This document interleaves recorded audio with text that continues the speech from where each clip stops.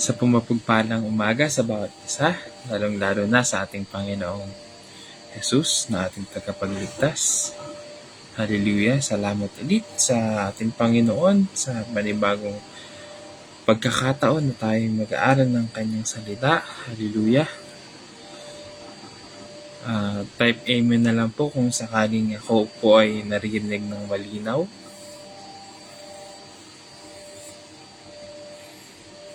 Ako po si Brother Nathan. Tayo po ay nagpapastor dito po sa DFC UAE Dubai.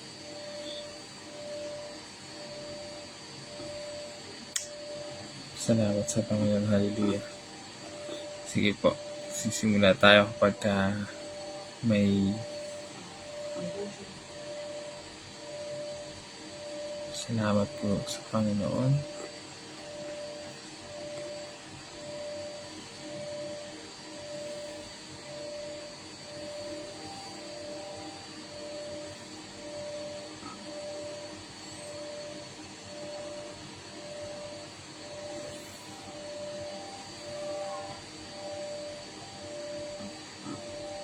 Hallelujah. Maaari po bang pa-comment na lang po ng ayan, amen. Pagpalang umaga din po, kapatid na Araceli.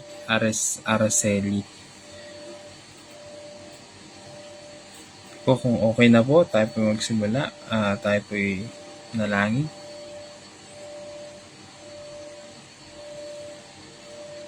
Slow connection. Sige po, tayo po umawitan natin ng ating Panginoon. Umawit po tayo ng kay buti-buti niyo, Panginoon. Kay buti-buti niyo, Panginoon, sa lahat ng oras, sa bawat araw. Kayo'y laging tapat kong magmahal. Ang inyong kaawa ay magpawalang hanggan. Pinupurit, sinasamba kayo. Dakilang Diyos at Panginoon. Tunay ngang kayo'y walang katulad.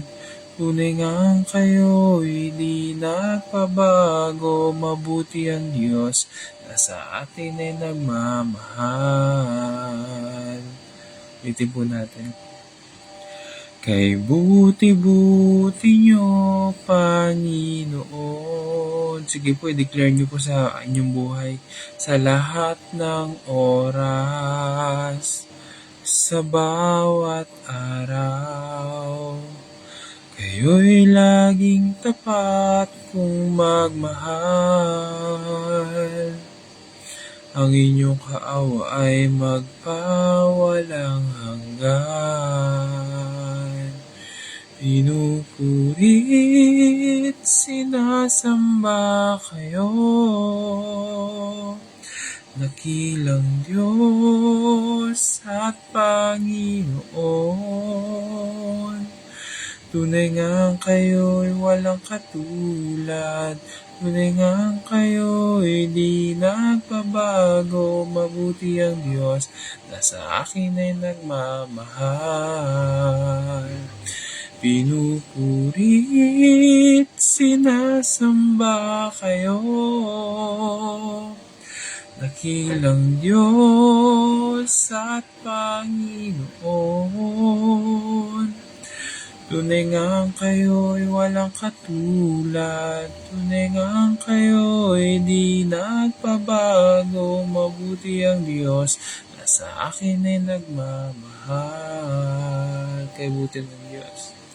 Kay buti ng Diyos na sa akin ay nagmamahal. Panginoon, marami pong salamat sa inyong kabutihan, O Diyos. Narito po kami, Panginoon o God, nagsasama-sama, nagtitimpo-timpon, magamat online man, Panginoon o God, kayo po ang dahilan ng aming isa, Panginoon na God, na pagsama-sama, Panginoon na God, o mag-aral ng iyong salita upang maranasan ng iyong pagkilos, makausap namin kayo, Panginoon na God. Panginoon, dalangin ko po na samahan ninyo po kami, Panginoon na God. Tulungan ninyo po ang inyong lingkod, Panginoon, na kapagsalita ng inyong mga mensahe, Panginoon na God. Mag-reveal nga po kayo, Panginoon, maghayag nga po kayo sa bawat isa, Panginoon na God. Hindi po ang aking sariling kakayanan, sariling kaisipan, Panginoon na God, ang siyang magsalita sa amin, pagkos kayo po, Panginoon na God, ang mga salita ninyo po ang lumabas sa aking bibig. Oh, hallelujah. Use me as an empty vessel, Panginoon na God, nang sa ganun ay lubos niyo po akong magamit, Panginoon na God. Patawarin niyo po kami sa aming mga pagkakasalang aming mga nagawa, O Diyos. Ano man ito, sinasadya man po ito, hindi, Panginoon Lugad, pakadalisayan niyo po ang puso ng bawat isa, Panginoon Lugad. Nang sa ganun ay ma-welcome namin, maiyakap namin ang mga salitang na mapag-aralan namin sa umagang ito, O Diyos. O hallelujah. Samahan ninyo po kami, Panginoon Lugad. Lukuban ninyo ng inyong banal na Espiritu ang bawat isa. Bless us, O Lord. Bless each of everyone, O God. In Jesus' name we pray. Amen and amen. Hallelujah. Pakasarap umawit sa ating Panginoong Diyos. Amen po. Sa gabing ito, mga kapatid, ay pag-aaralan po natin ang pagpapanalangin ng may purpose or praying with purpose. Yung meron ng dahilan. Meron ng target, kumbaga. Amen? So, hindi lang ito basta pag tayo ay nananalangin ay basta lang tayo nagsasalita, basta lang tayo hingi ng hingi, pero inaalay natin ang ating puso kasama ang puso ng Panginoon. Amen po? Kasi po, basta hindi lang tayo parang yung bell na batingaw lang ng batingaw, yung ingay lang ng ingay, pero yung may kapangyarihan na. Amen po? Na rooted in faith. Amen po? Hindi lang po sa kung ano yung nararamdaman natin, hindi lang basta yung naiisip natin, pero yung malalim na. Amen po. Kasi ngayon po bilang tayo ay Kristiyano at nakakakilala na sa ating Panginoon, nag-aaral na ng salita, hindi na tayo basta parang isang bata na kung ano lang ang hilingin, ano lang ang sabihin sa magulang, o ano lang tama, ano lang basta sabihin, pero meron ng purpose. Amen po. So, una po is yung ina-align natin yung ating panalangin with God's will. Ano po ibig sabihin nun? Yung prayer natin ay nagsisimula sa pagsusurrender. Amen? O sinasabit na natin ang ating sarili sa ating Panginoon.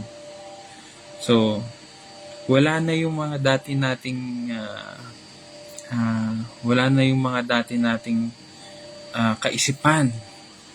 Amen? Wala na yung dati nating hilig na gusto kong yumaman ng ganito, gusto kong magkaroon ng bahay ng ganito, hindi gusto kong marami o karoon ng sasakyan na napakaganda. Wala nang ganun, mga kapatid, dahil tayo ay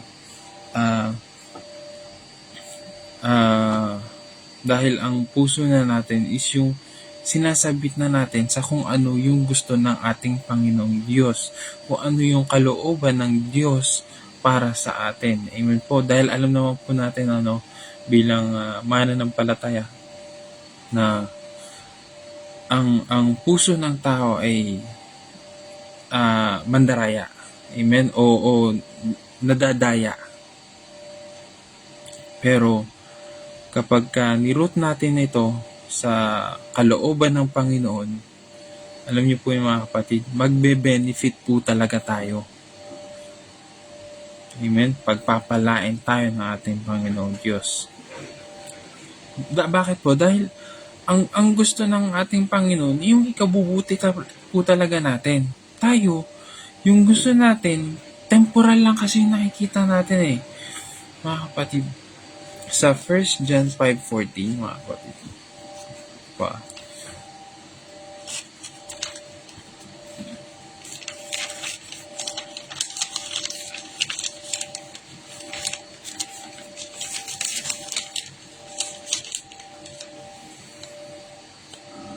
Chapter 5, verse 14.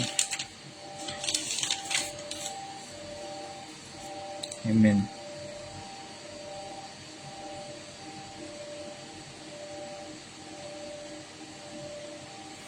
At may kapanatagan tayo sa paglapit natin sa Diyos dahil naniniwala tayong ibibigay niya sa atin ang anumang hilingin natin na ayon sa kanyang kalooban. Amen po. When we submit ourselves to our God, ang inihiling na po natin ay yung naaayon na sa kalooban ng ating Panginoong Diyos. Hindi na po sa kalooban ng layo ng ating laman. Alam ng Panginoon kung ano yung kailangan natin, ano yung desire ng puso natin. Pero dapat mas malaman natin kung ano yung kalooban ng Panginoon sa ating buhay. Amen po. Kasi yung gusto ng ating laman, bonus na lang yan, mga kapatid. Bonus na lang yan. Dahil ang masunod ang kalooban ng ating Panginoong Diyos yun yung makakapagpabuti po sa atin. Amen po. Dahil never ginusto ng Panginoon na tayo ay mapahamak. Never na gusto ng Panginoon na tayo ay maligaw. Ang gusto ng Panginoon na tayo ay lumakas sa ating pananampalataya, masunod ang kalooban niya sa ating buhay, mapabuti ang ating buhay. Amen po. Sa Matthew 6:10, ito po, di ba? Yun sa God's Prayer.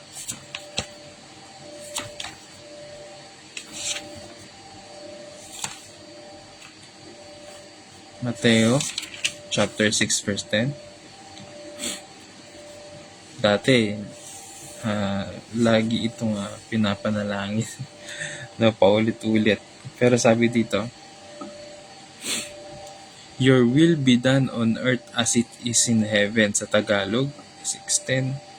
Naway magsimula na ang iyong paghahari at masunod ang iyong kalooban dito sa lupa tulad ng sa langit. When our prayer reflects God's will, we pray with confidence, not uncertain. Wala nang pagdadalawang isip, mga kapatid. Go tayo with confidence na tayo dahil alam natin na yung ating hihilingin sa Panginoon ay naka-align na sa kalooban niya. Ako po na may anak na po. Hindi pa naman nag-aaral ang aking anak. Ako po ay sa magulang ko na lang po kapag may project ako sa school, talaga magpapadala ang aking ina, si Pastora Jeline, na kung ano man ang kailangan ko sa school, ibibigay ng ina ko, ng nanay ko. Dahil alam ng nanay ko na ito yung makakabuti para sa akin, makakapagbigay ng mabuting grades, makapag-aral ng mabuti. Yun yung makapagpabuti sa akin. Kaya, ibibigay ng aking magulang. Amen? Ganon din ang ating Panginoong Diyos. Alam ng Panginoon kung anong kailangan natin. Wala namang problema dyan. Alam din ng Panginoon kung ano yung sobra. Dahil minsan sa aking pag-aaral ay humihingi po talaga ako ng sobra sa sapat. para ibigay ng aking magulang, ano po. Pero ang Panginoon hindi natin madadaya, mga kapatid. Alam ng Panginoon kung ano yung sapat. Pero alam niyo po, mga kapatid, binibigyan ng Panginoon ko yung sobra-sobra. Pero mga kapatid, lagi po natin iaalay ng ating puso sa ating pananalangin na mag-submit o mag-surrender sa ating Panginoon lagi. Amen po, bago tayo manalangin. Hindi ang Diyos ay hindi po parang isang genie. Ang Diyos ay Diyos. Amen po. So, pangalawa po is praying according to Scriptures. God's Word guides our prayer and shapes our desire. Amen. Sa John chapter 15,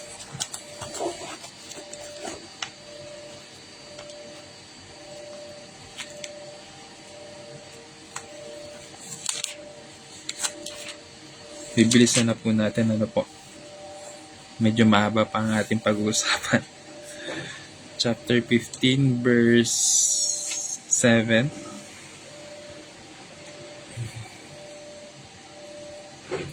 Kung mananatili kayo sa aking salita at ang mga salita ko mananatili sa inyo, ipagkakaloob ko ang anumang hilingin ninyo, mga kapatid.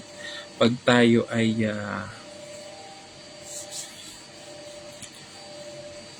Amen, hallelujah. Pag tayo ay nanatili sa salita ng ating Panginoong Diyos, hindi tayo humihiling na, alam niyo, Lord, ipaghiganti niyo nga ako dito, saktan niyo nga din siya, katulad ng ginawa niya sa akin.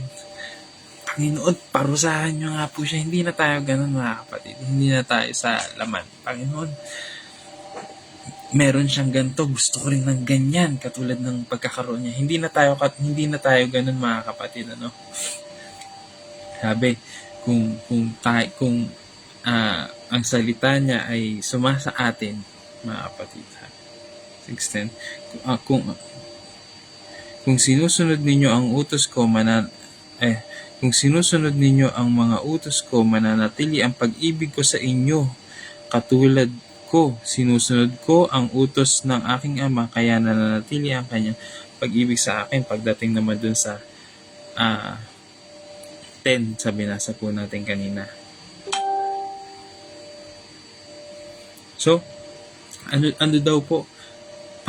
Pagmamahal na, mga kapatid, yung ating pinapanalangin. Pero in accordance to the God's Scripture, sa God's Word, mga kapatid. Amen?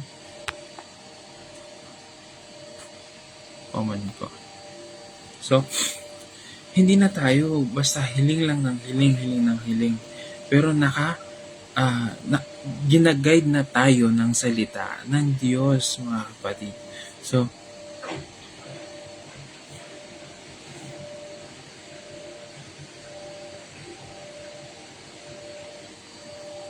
hindi po katulad nung inuulit-ulit natin yung God's Prayer o kung ano pa man. Wala, hindi lang siya basta yung may pattern. Amen? Bagkus naka-align siya o nakabase sa Scripture na. Amen po. Lord, palakasin niyo po ako.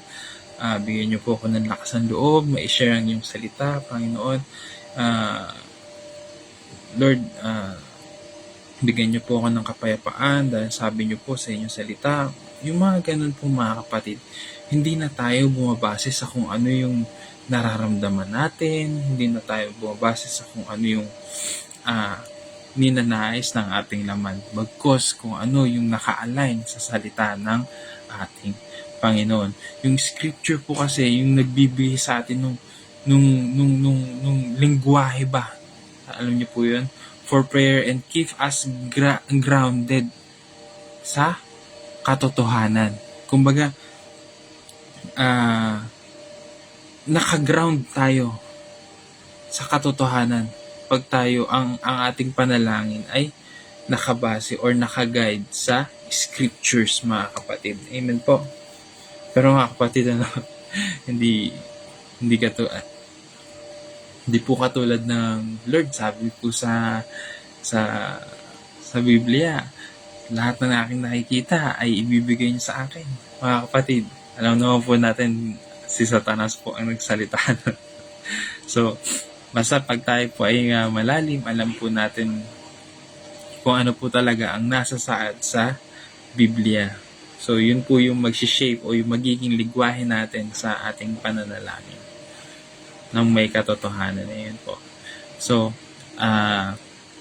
sumunod po ay seeking God's kingdom. Amen po. Prayer is not only about our needs, but it's about God's greater purpose. Amen po.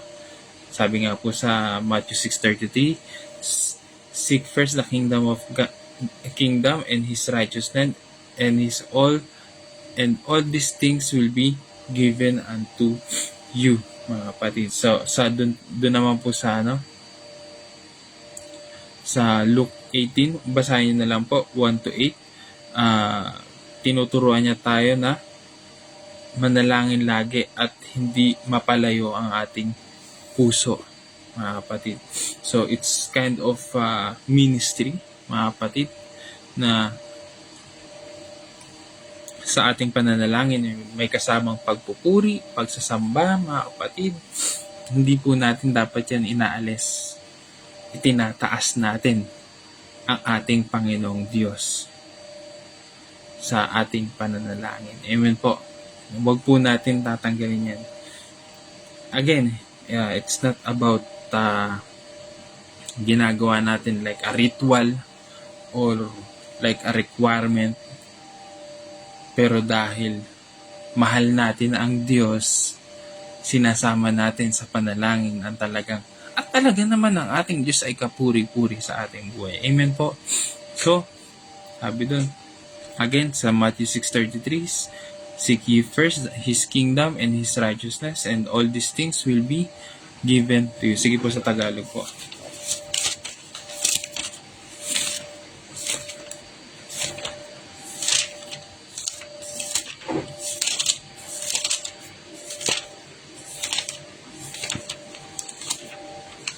Amen. Kaya unahin niyong mapabilang sa kaharian ng Diyos at ang pagsunod sa kanyang kalooban, at ibibigay niya ang lahat ng pangangailangan ninyo. Pero mga kapatid, may requirements dito. Pagsunod sa kanyang kalooban, mapabilang sa kaharian ng Diyos. Amen po, mga kapatid. At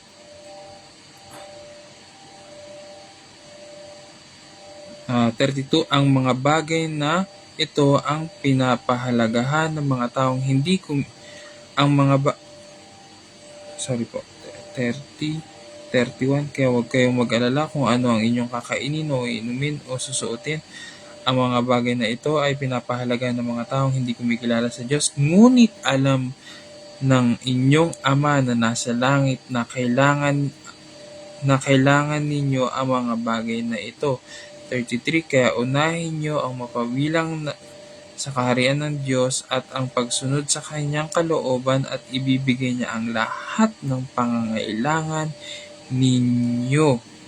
Hallelujah. 34, sa ganda po natin, kaya huwag na kayong mag-alala tungkol sa kinabukasan, dahil ang bukas ay may sarili ng alalahanin. Sapat ang mga alalahaning dumarating sa bawat araw. Hallelujah. Salamat sa Panginoon. Alam na ng Diyos ang ating pangangailangan. Ibibigay ng Diyos ang lahat ng ating pangangailangan, mga kapatid.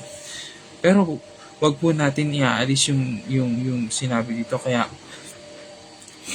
unahing mapabilang sa kaharian ng Diyos at sa pagsunod sa kanyang kalooban, mga kapatid. Hindi po mahirap ang pinagagawa ng ating Panginoong Diyos, mga kapatid. Ang pinagagawa sa atin ng Panginoong Diyos ay yung ikabubuti rin po ng ating buhay. Amen po. Yung ninanais lang po ng laman natin ang siyang nakakapagpahamak lang din po sa atin, mga kapatid. Kaya naisin natin na mapabilang sa kaharian ng Diyos. na masunod ang kalooban ng ating Panginoon sa ating buhay. Hallelujah. Hindi tayo pababayaan ng Diyos. Palalakasin niya po tayo. Pagagalingin niya po tayo. Mga kapatid, hindi niya tayo iiwan. At sa bandang huli, mga kapatid, praying in Jesus' name. Yan. Lagi po natin na nababanggit yan sa ating pananalangin, mga kapatid. Sa John chapter 14,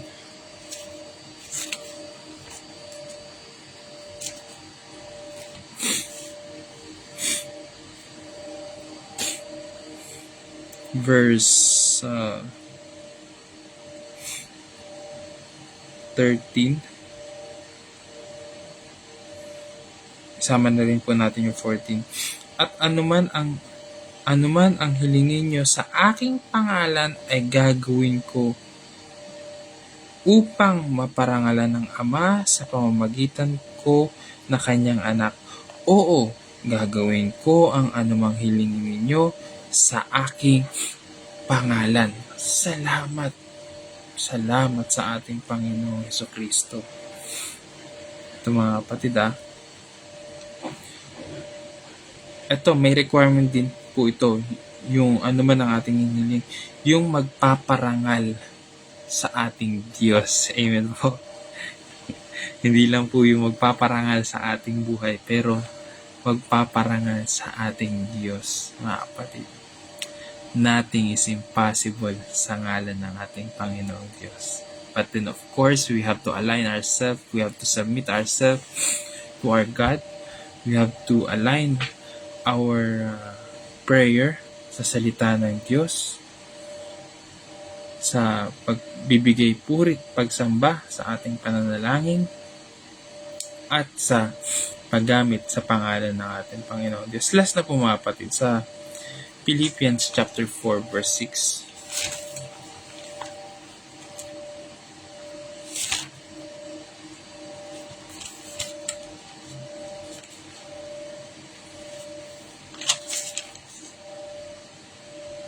Ito po ang nasasabi. Last na po ito mga kapatid. Pasensya na po. 1 minute. Bigyan nyo na lang po ako ng 1 minute.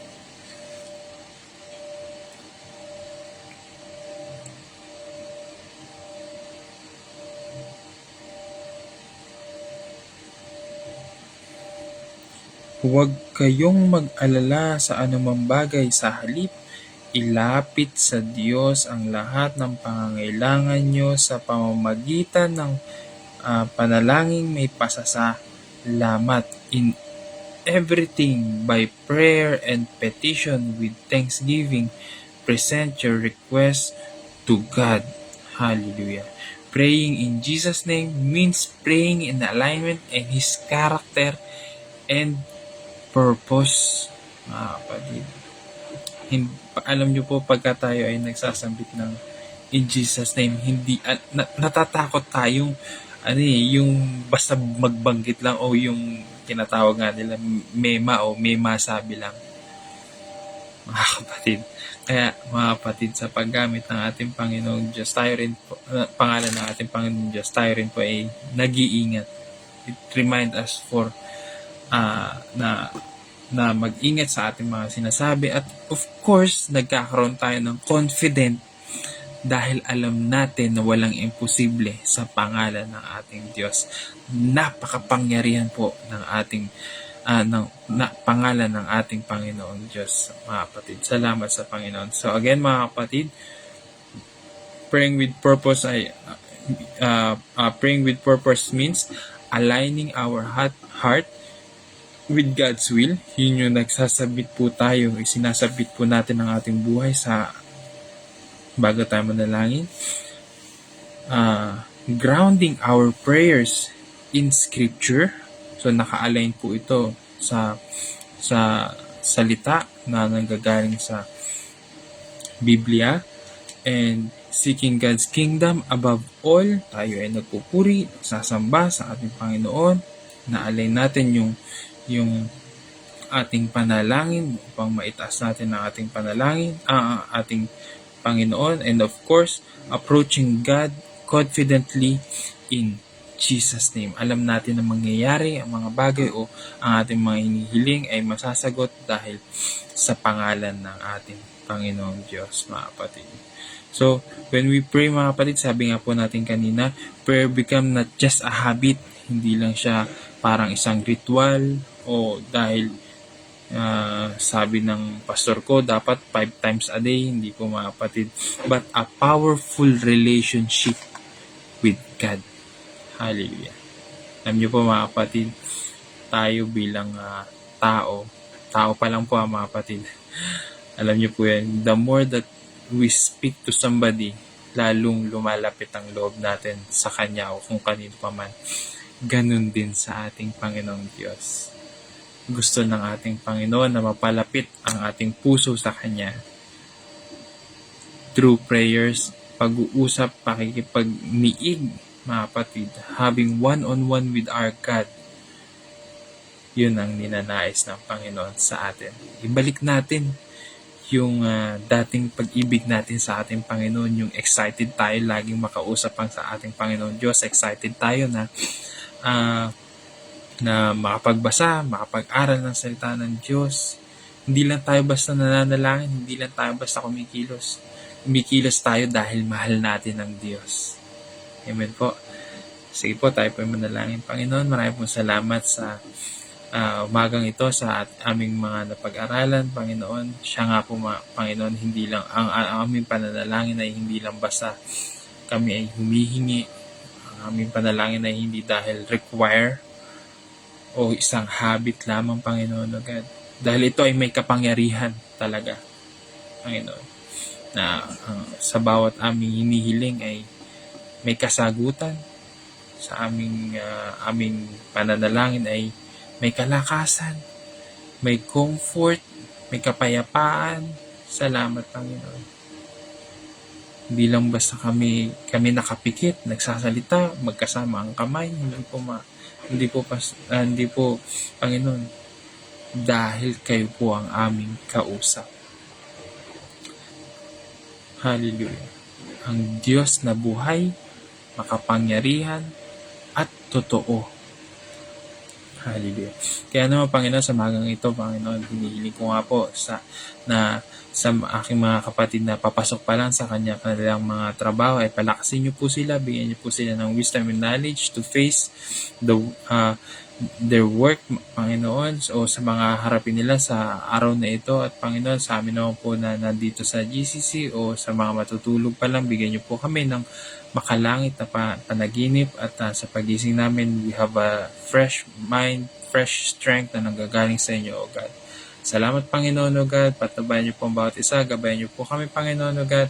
Maisapamuhin namin ang aming napag-aralan sa umagang ito. Salamat, Panginoon. In Jesus' name we pray. Amen. Amen. Pagpalang umaga po sa bawat isa. God bless po.